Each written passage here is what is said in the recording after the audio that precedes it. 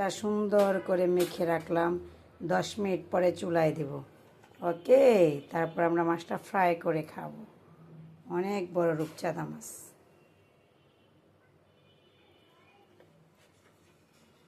Wow, এখন আমরা তেলে ছেড়ে দেবো মাছটাকে। মাছটা এখানে মাছটা বেশি বড় হয়ে গেছে, আমাদের ফ্রাইডানটা ছোটো হয়ে গেছে।